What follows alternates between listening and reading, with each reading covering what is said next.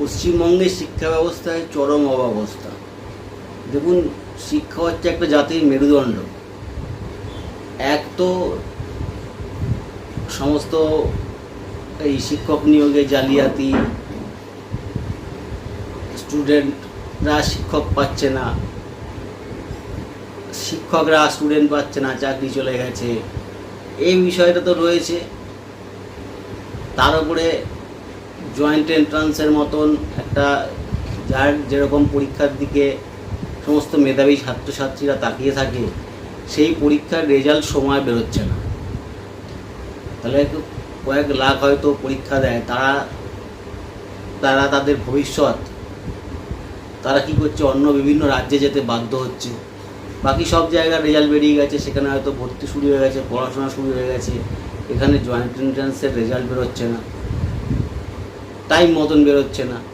এবারে তখন তাদেরকে বাইরে গিয়ে পড়াশোনা করতে হচ্ছে।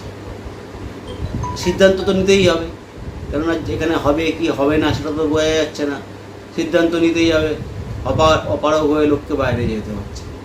এটা আমাদের খুবই দুর্ভাগ্যের বিষয়। এগুলো মানে এখানকার বর্তমান সরকার যদি এগুলোকে অ্যাড্রেস না করে, এভাবে ক্রমশ পশ্চিমবঙ্গের নাম ভারতবর্ষে খারাপ হচ্ছে এবং ক্রমশ পশ্চিমবঙ্গ কিন্তু পিছিয়ে যাচ্ছে।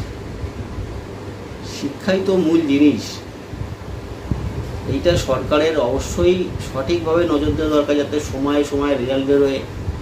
আর দুর্নীতি তো যা অলরেডি করেছে বাদ দিন, নতুন করে যাতে আর দুর্নীতি না হয়, ছাত্ররা যাতে শিক্ষক পায়, শিক্ষকরা যাতে স্কুল কলেজে যেতে পারে, মাইনে পায়, আর সময়ে সময়ে যেন সব পরীক্ষার রেজাল্টগুলো বেরোয়। এইটুকু তো চাহিদা মানুষের, এইটা সরকার যেন অবশ্যই দেখে।